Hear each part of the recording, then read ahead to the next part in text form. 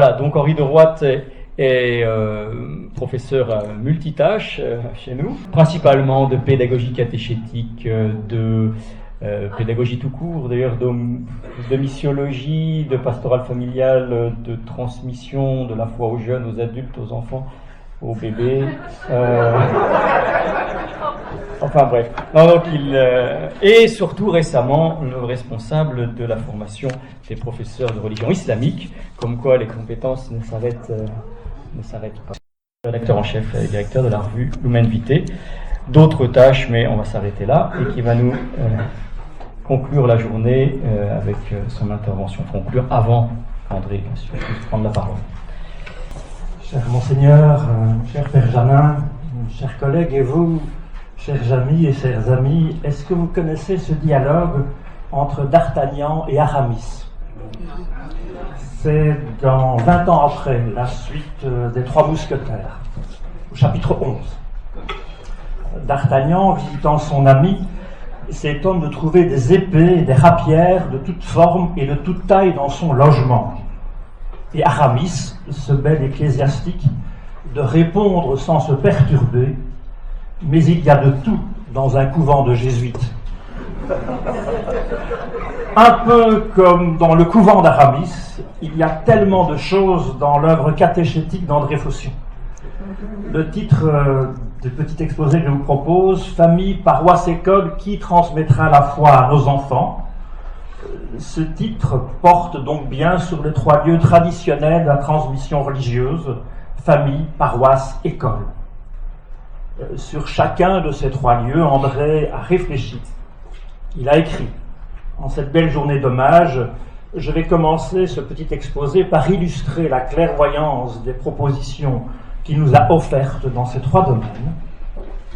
Je chercherai ensuite un fil rouge, un axe central qui permet de rejoindre André dans sa vision théologique et anthropologique majeure. Je terminerai enfin par me servir de ces outils, le discernement et l'engagement mis en avant par André, pour vous proposer de repositionner autrement la théologie de la catéchèse dans notre Église francophone de Belgique en 2016. Donc, premier point, la transmission religieuse en famille, en paroisse et à l'école, à partir de quelques intuitions du père André Faution. André a relativement peu écrit sur la catéchèse familiale. Mais, oserais-je le dire en face de lui, ce qu'il a dit, le peu qu'il a écrit, me semble être bien plus judicieux et bien plus stimulant que des kilos de livres nourris, selon les auteurs, soit de récriminations incessantes à l'encontre de ces mauvais parents si mal chrétiens d'aujourd'hui, soit de propos bondieusards de tant d'autres textes qui voudraient transformer les appartements et les maisons chez nous en des cellules monastiques, en des ghettos assiégés ou en des laboratoires d'angélisme désincarné.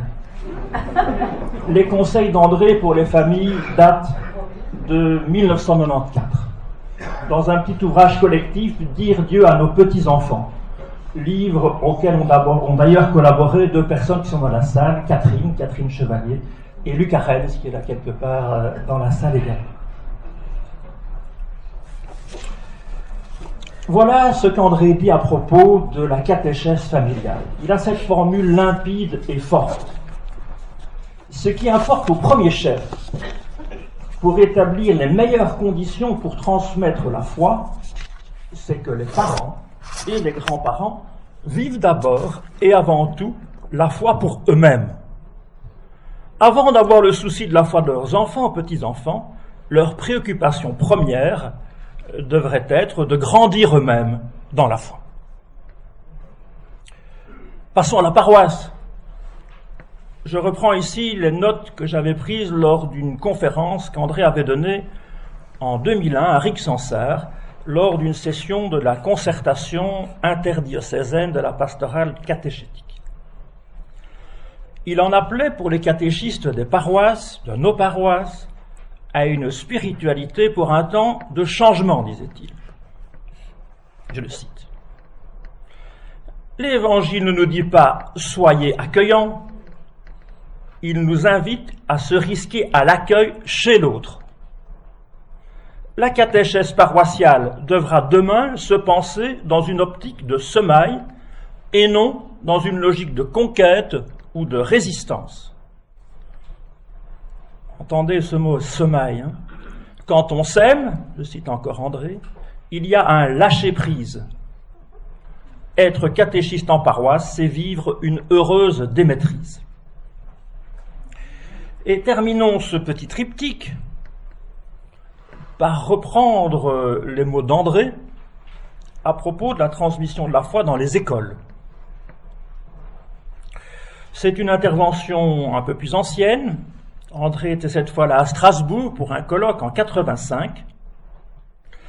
Et en 85, donc, il décrivait ce qui devrait être, à ses yeux, l'objectif d'un cours de religion à l'école. Je cite, « L'objectif du cours n'est pas de communiquer la foi, mais, plus humblement, de la rendre possible.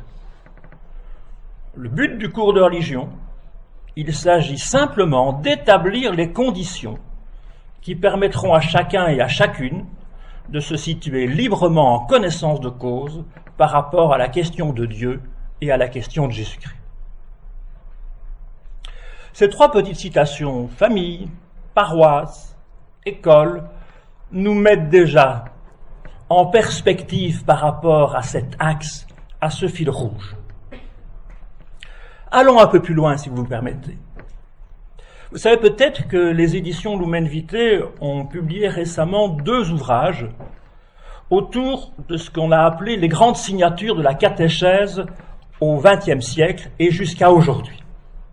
Et il y a évidemment, dans ces grands noms qui ont été évoqués, dont on a fait mémoire dans ces 2 volumes, une place de choix qui est consacrée à l'œuvre d'André Faution. Et c'est son ami Enzo Biemi, qui présente en 13 pages la pensée catéchétique et théologique d'André Faution. Et c'est l'occasion pour Enzo de mettre en avant un fil rouge qui permet de comprendre la manière d'aborder l'action pastorale, telle qu'André l'aperçoit. Vous avez entendu Enzo, il aime raconter des histoires, et du coup, quand il se souvient des meilleures pages d'André Faution, il relève une histoire qu'André raconte. L'histoire d'une tempête, tu t'en souviens, je pense, Enzo. Hein?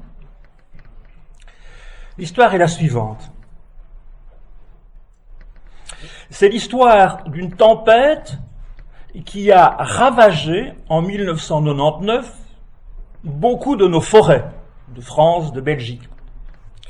Et après cette tempête, les forestiers chargés de repeupler, de reconstruire les forêts se sont trouvés devant un dilemme. Alors je cite ce texte. Le changement d'attitude des forestiers pour reboiser la forêt à la suite de la tempête de 1999 peut servir de parabole pour la pastorale. Il s'agirait de passer d'une attitude volontariste où l'on veut imposer des plans à une attitude d'accompagnement active et lucide, d'une régénération en cours qui est déjà là et annonce une nouvelle saison pour le christianisme. Plutôt que de penser comment repeupler nos forêts en mettant en avant toute une série de plans, de plantations faites au millimètre, les forestiers se rendent compte qu'avant qu'ils n'agissent, il y a toutes sortes de nouveaux plans qui naissent, qui poussent, parfois dans un ordre désordonné, mais que la vie est déjà là. C'est à nouveau cette spiritualité d'une démaîtrise, d'une confiance, qui est bien présente ici, comme un trait permanent dans la pensée d'André. Pour ma part, j'ai été marqué par une autre histoire, non pas celle de la forêt qui repousse, mais par le commentaire que fait André de l'épisode des disciples d'Emmaüs.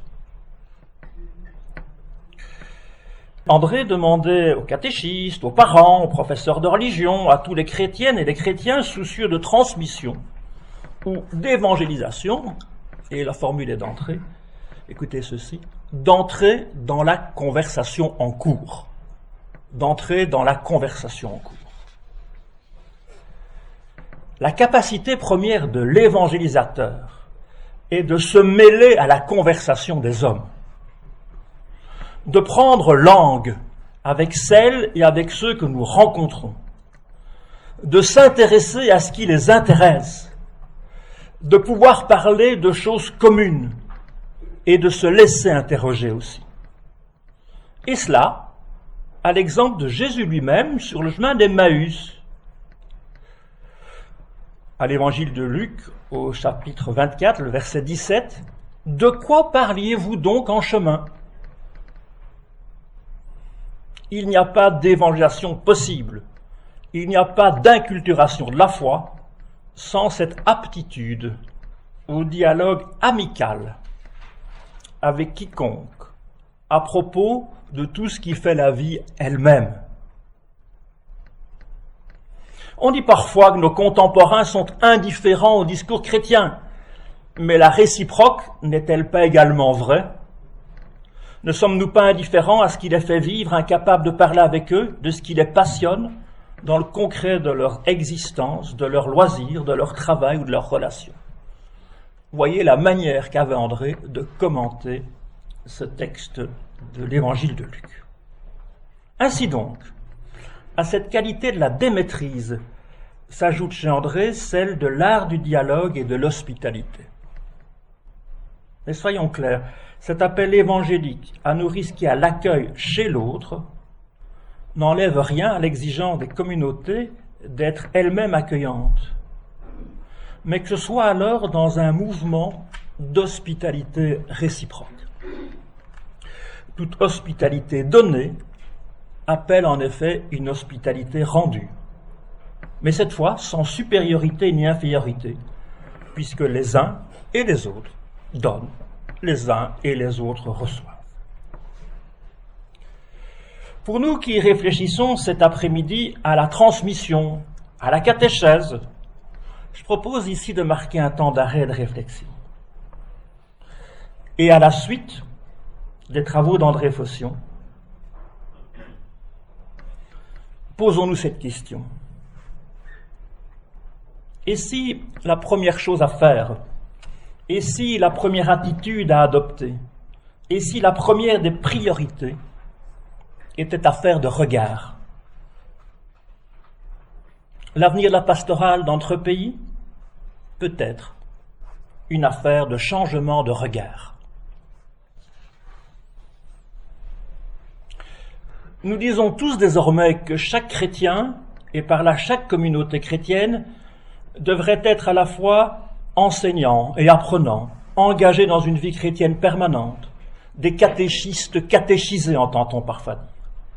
Mais ici aussi se pose la question du regard. Il s'agit en vérité d'essayer de comprendre qui sont les personnes, quel est leur potentiel par rapport à leur foi, quelle est donc notre théologie de la personne.